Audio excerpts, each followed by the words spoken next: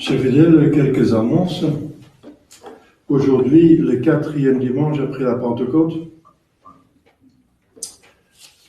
Lundi demain, Sainte Élisabeth, reine de Portugal et veuve. Mardi de la Féerie. En Angleterre, Saint Jean Fisher et Thomas More, martyrs du protestantisme, l'anglicanisme. En Colombie, Notre-Dame de Quinquinquira, patronne, et en Hollande, les saints martyrs de Gorkum, dont la moitié étaient des Flamands, des Belges. Mercredi, les 7 frères martyrs et sainte Rufine et Seconde, vierge et martyrs. Jeudi de la Féerie, mémoire de Saint Pie Ier, pape et martyr. Vendredi, Saint Jean Gualbert, abbé, mémoire de Saint Nabor et Félix, martyrs. Samedi, de la Sainte Vierge. Et dimanche prochain, 5e dimanche après la Pentecôte. C'est aussi la fête de Saint Bonaventure, docteur de l'Église. Voilà, nous sommes dans les dimanches après Pentecôte, la couleur est verte. Ça signifie la vie de l'Église qui se développe. La verdure, comme la nature, la couleur verte veut dire la vie. Donc on a tous les éléments de la vie de l'Église. On les a contemplés pendant les temps avant, donc le temps de Noël et le temps de Pâques, la rédemption. Et maintenant, ces grâces sont appliquées et la vie se développe de l'Église dont nous participons. Au nom du Père et du Fils et du Saint-Esprit, ainsi soit-il. Chers fidèles, aujourd'hui, l'Évangile nous raconte un miracle encore de Jésus qui fait faire une pêche miraculeuse à Saint-Pierre et ses compagnes. Alors ce qu'on admire, ce qui ressort de vertueux dans ce récit, par rapport aux fidèles, par rapport à Jésus, bien sûr, c'est sa prédication, et ensuite ce miracle qu'il fait, et ensuite il appelle les apôtres. C'est un autre appel, il dit, voilà, je vous ferai pêcheurs des hommes. Donc il va les former comme apôtres, donc évêques, pour continuer l'Église, qui est fondée par Jésus-Christ durant sa vie, et qui est faite pour continuer son travail de rédemption parmi les siècles pour tout homme de bonne volonté. Alors, ce qui ressort de vertueux de la part des fidèles, c'est bien sûr la foule qui suit Jésus, cum turbe illugerent in Jesum, ut audiren verbum Dei. Donc la multitude entoure Jésus, se presse vers Jésus, et vous verrez, c'est assez pressant, n'est-ce pas, avec assez de ferveur. Ut audiren verbum Dei, pour qu'ils entendent la parole de Dieu. C'est déjà vertueux, n'est-ce pas, par rapport à notre temps moderne, actuel, où les gens vont plutôt boucher les oreilles, malheureusement. Je connais pas mal de gens qui ne veulent pas savoir. On va un peu essayer de comprendre, mais on ne comprend pas le péché. Et si les gens me demandent pourquoi ils font ça. Mais s'il y a un pourquoi, il y a une raison. Et s'il y a une raison, c'est que c'est raisonnable. Et si c'est raisonnable, c'est plus un péché. Donc tout ce qui est raisonnable n'est pas péché. Enfin, si c'est raisonnable selon Dieu, pas seulement purement humain, mais en tenant compte de la foi. Donc, il y en a qui ne veulent pas entendre. Et ça, c'est un bel exemple. Ils se pressent vers Jésus pour entendre la parole de Dieu. Pourquoi? Parce que ce que Dieu dit, c'est toujours beau, bien et bon et sage. Et en plus, Dieu nous fait du bien. On sait que Dieu est notre Créateur et que notre Sauveur, et que finalement tout le mal vient des abus des volontés libres, donc plutôt des créatures. Et bien sûr, il vient aussi de Dieu dans ce sens qu'il va exercer sa justice. Mais la justice, c'est normal qu'on exerce la justice. Puisque la justice, c'est la perfection. Donc on ne peut pas reprocher aux autorités d'utiliser la justice quand il y a un criminel qui fait un crime. C'est pas l'autorité qui est en faute d'utiliser la justice, exercer la justice. C'est le criminel qui est en faute de faire son crime. Et ensuite, il y a la justice qui se pose, et la justice, si elle doit punir, c'est pas agréable, bien sûr, c'est pénible, et tout ce que vous voulez, mais c'est pas la faute de la justice, quand même. Alors, Dieu est bon, et on peut le savoir. Donc, c'est normal qu'on cherche Dieu, parce qu'il nous fait du bien. Alors, pourquoi les gens ne veulent pas de Dieu? Mais c'est parce qu'ils veulent pécher. Ils veulent pécher. Et alors, ils ne se rendent pas compte que le péché, c'est la haine contre eux-mêmes. C'est bien sûr la haine contre Dieu, parce que ça va contre sa volonté, contre l'Esprit Saint, qui est sa volonté, sa sainteté. Donc c'est contre l'Esprit Saint, puisque le péché, c'est contre sa volonté, c'est envers de la sainteté. Donc c'est contre Dieu, mais ils se blessent surtout eux-mêmes. Ils ne veulent pas entendre Dieu parce qu'ils doivent se convertir, parce qu'ils doivent tenir le commandement, parce qu'il faut faire des sacrifices. Mais tout ça, c'est pour gagner un ciel. Le ciel est trop grand et trop beau pour qu'il soit donné comme ça sans rien de l'autre côté. Ça ne convient pas. Alors on n'a rien mérité. Et le bonheur dans le ciel sera moindre. Sinon, on n'a rien fait du tout pour le mériter un petit peu quand même, de l'autre côté.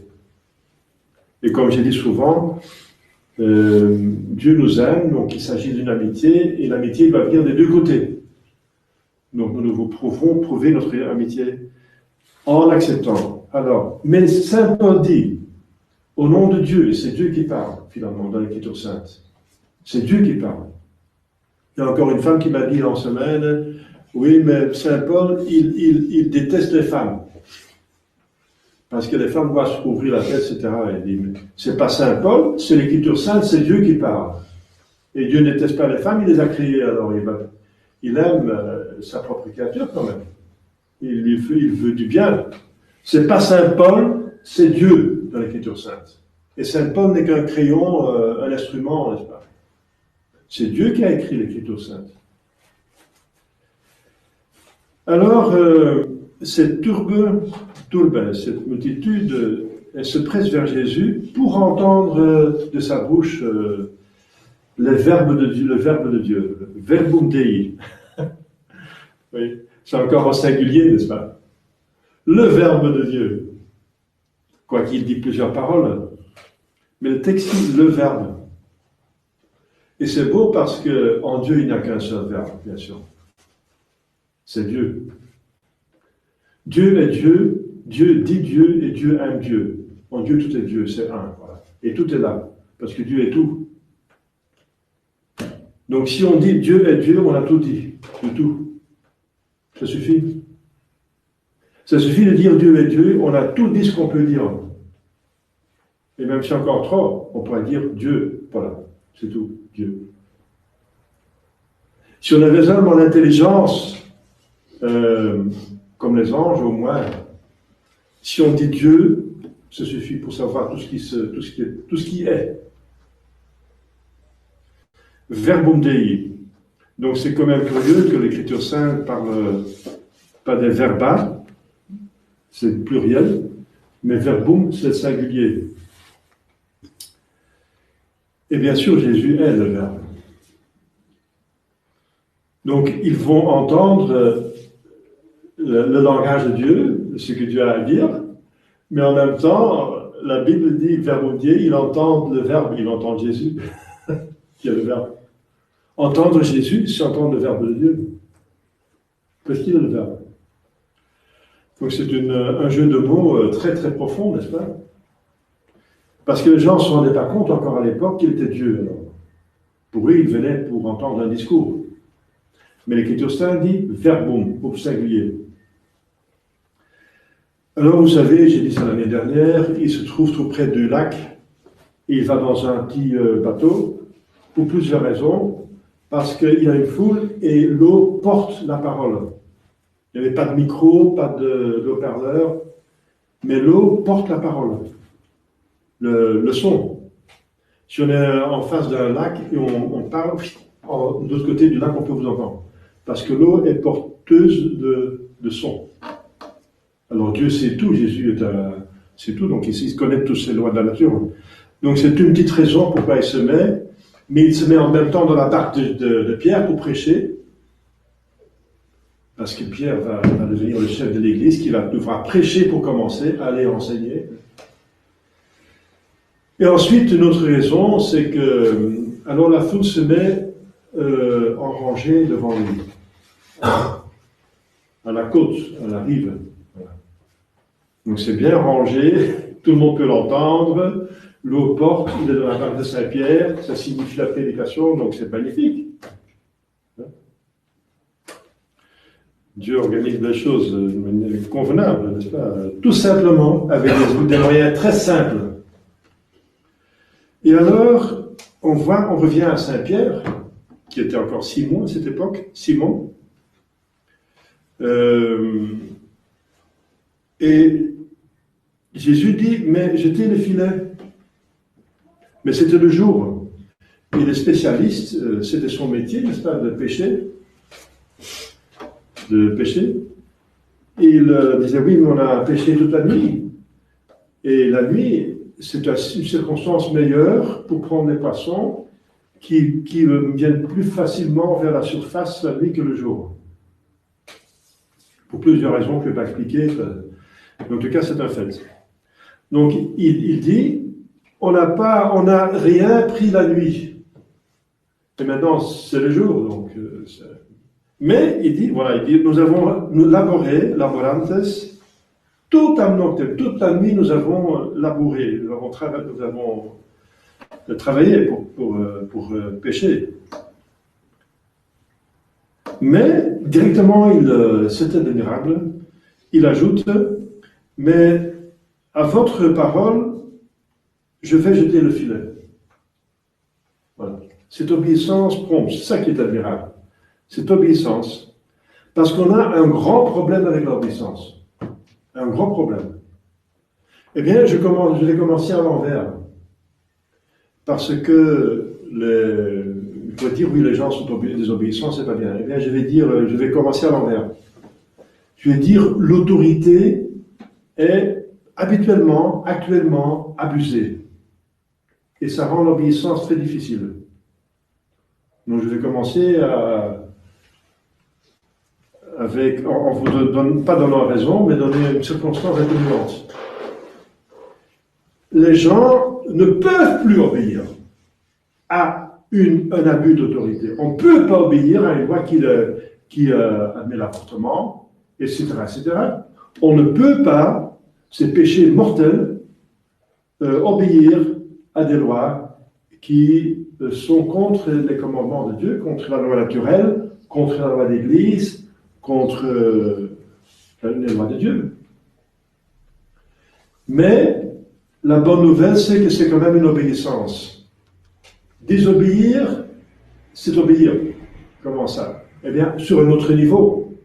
On obéit, on désobéit aux lois humaines et à toute autorité qui est abusée, il y en a beaucoup. Hein. Presque la plupart des personnes qui ont quelque autorité en abusent. Ça veut dire qu'ils vont utiliser ça pour eux-mêmes et prendre les autres comme esclaves, comme serviteurs, pour se faire servir, pour en profiter d'une manière déraisonnable. donc pour son propre profit. Et l'autorité est donnée uniquement, c'est un pouvoir donné par Dieu, parce que toute autorité vient de Dieu. C'est encore Dieu par bonté qui fait partager ses attributs, par bonté. Toute autorité est donnée pour organiser le bien commun de cette société ou de ces personnes sur lesquelles vous avez autorité. Et pas pour autre chose, pour organiser le bien de eux, pas de vous. C'est pour ça qu'il y a l'autorité et pas pour autre chose. L'autorité n'est pas pour vous. Elle est pour la communauté. Et puisque vous êtes membre de cette communauté, vous allez en profiter aussi de ce bien que vous organisez. Vous voyez l'abus? Alors, donc, puisqu'il y a un abus, et c'est tentant, n'est-ce pas? L'autorité est très tentante, parce que ça donne l'impression d'éviter justement la croix quotidienne. Avec l'argent, le pouvoir, on se fait servir, on ne se mouille pas trop, on ne se fatigue pas trop, on se fait... Voilà.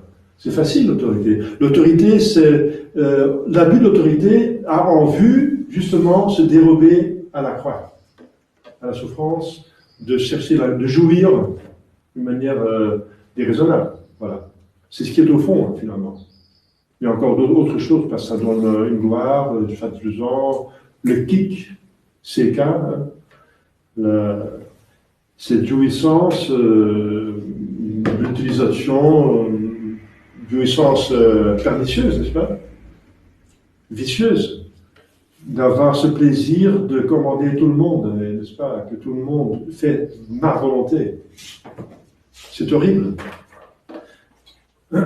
Quand on utilise l'autorité pour le bien commun, tout le monde ne fait pas votre volonté, mais la volonté de Dieu. Votre volonté, mais votre volonté aussi est soumise à celle de Dieu. Voilà. Donc il y a beaucoup à dire sur ça, parce qu'il y a beaucoup de malentendus.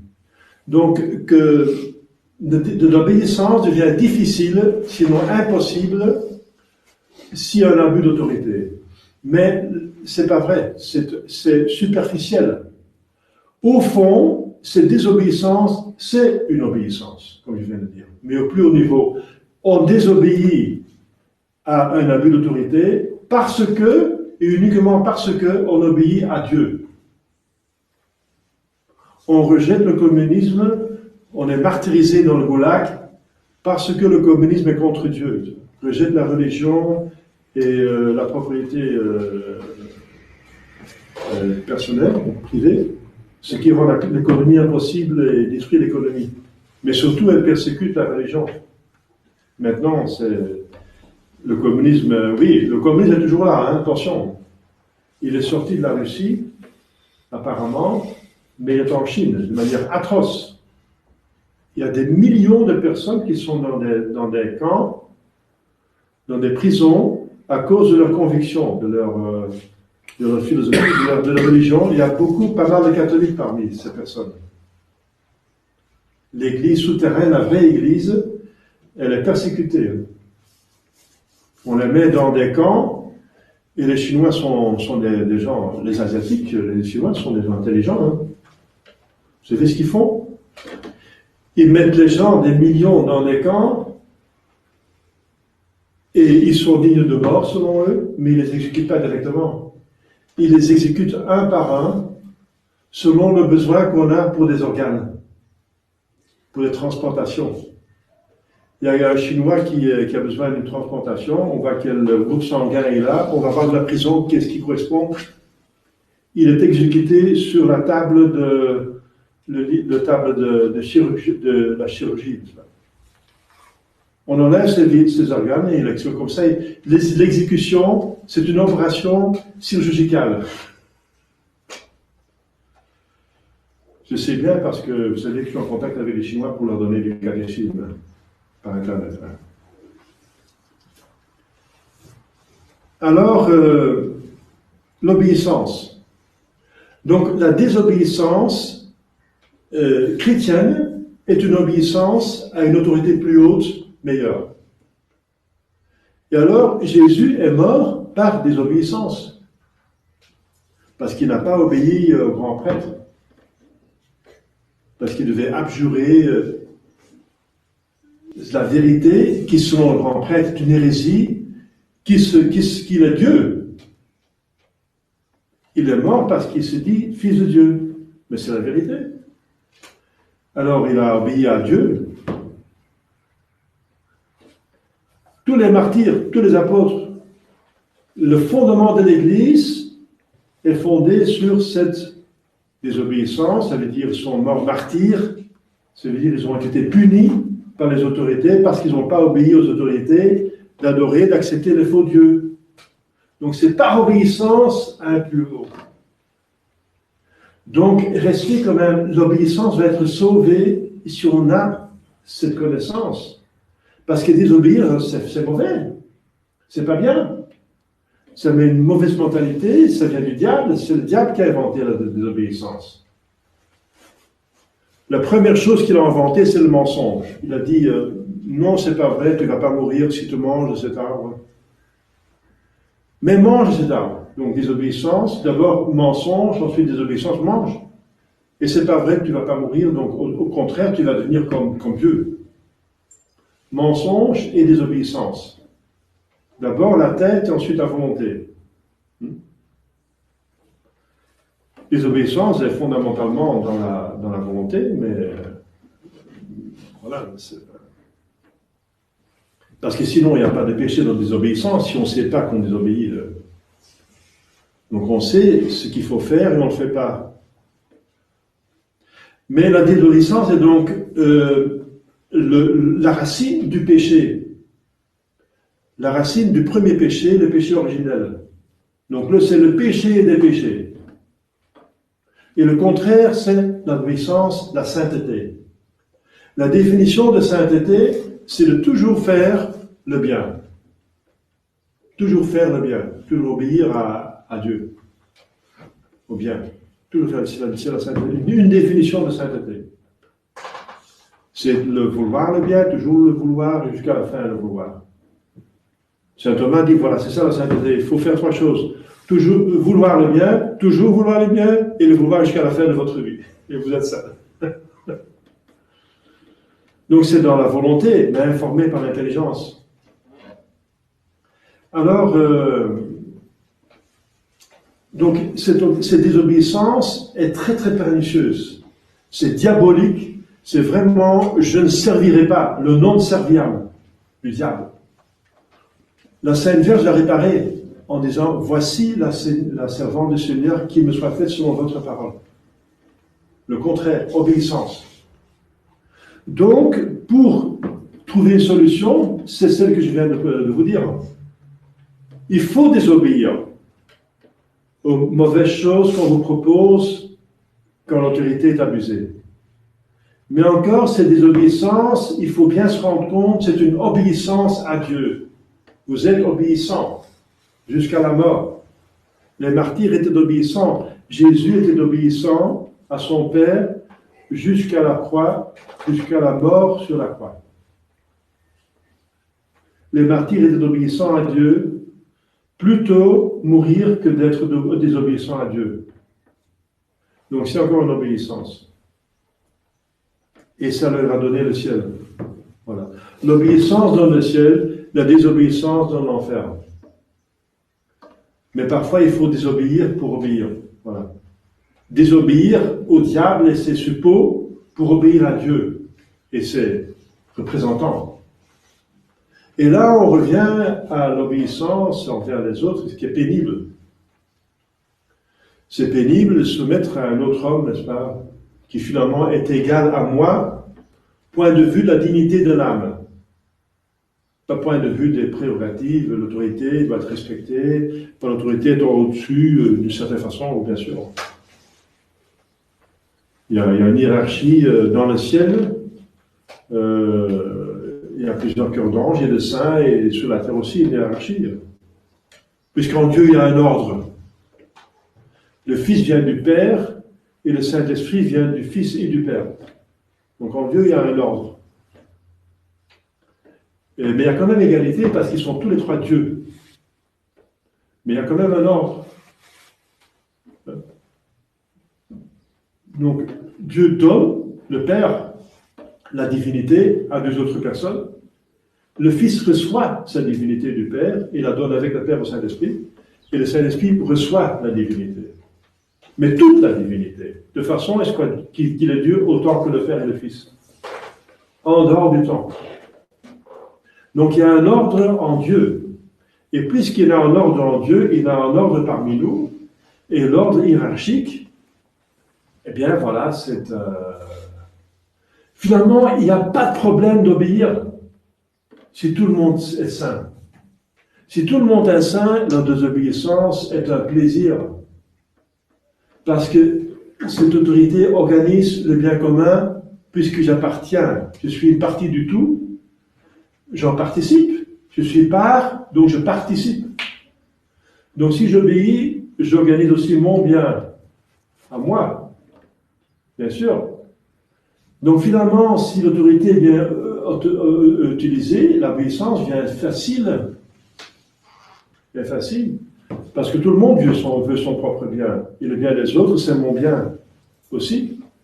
Parce qu'on peut seulement faire des très bonnes choses en communauté.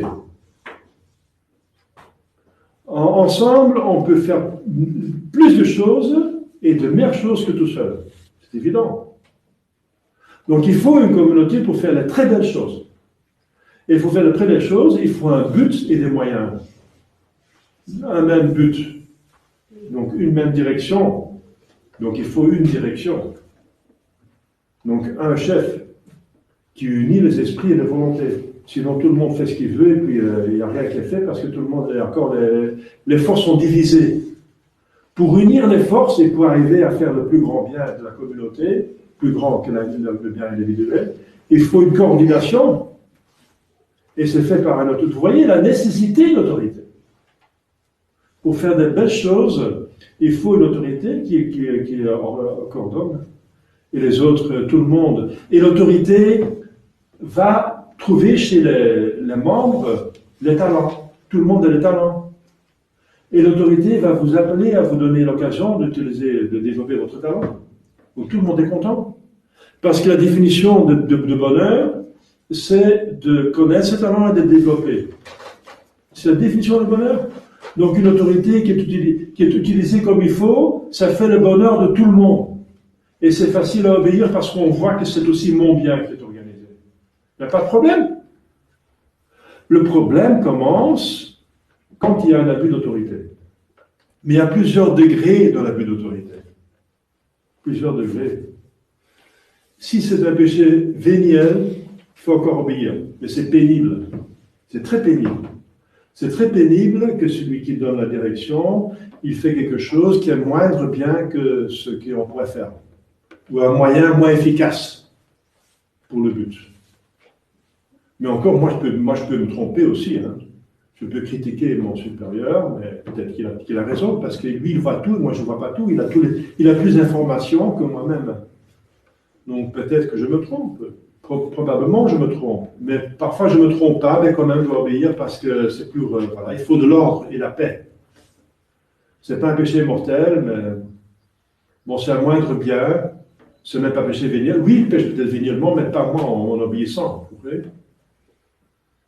Alors il faut obéir, mais ça devient pénible. Mais à ce moment-là, c'est méritoire. Cette obéissance-là est méritoire. Et c'est très, très pénible.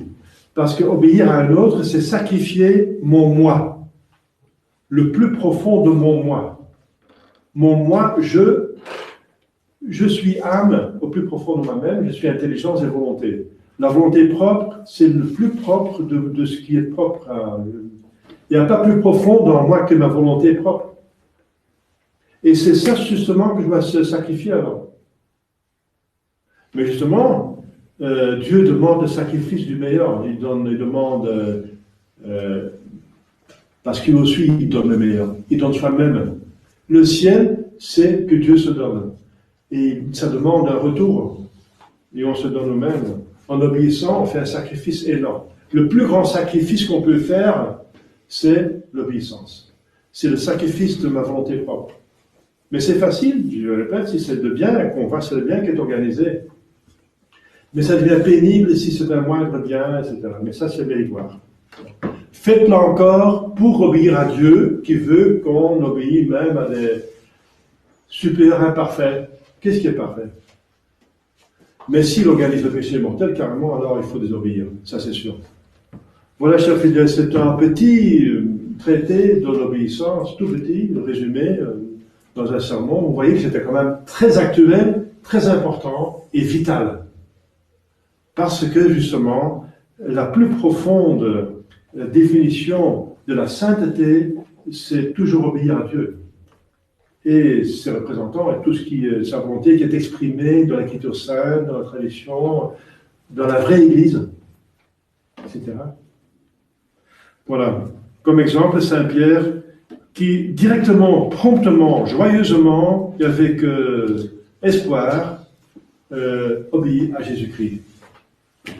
Demandons à la Sainte Vierge de connaître cette grâce et de la exercer comme elle-même. Au nom du Père et du Fils et du Saint-Esprit, ainsi soit-il.